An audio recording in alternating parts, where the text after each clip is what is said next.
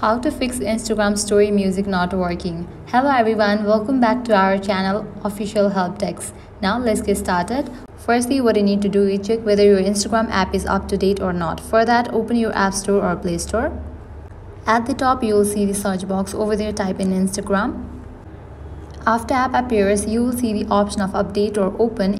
If you see the option of update as mine, just tap on it and update your Instagram app to its latest version.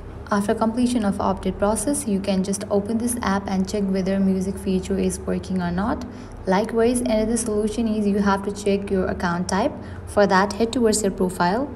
After you land to your profile, at the top right corner, you can find 3 bars. Tap on it. Head towards the option of settings and privacy. Now go to this option of business tools and controls. Open it. Now over here, you will find this option of switch account type. Make sure you have set your Instagram account to the personal account. So you can tap on this option of switch to personal account. Tap on switch. After you switch your Instagram account to the personal account, you can go and check whether your music feature is working or not.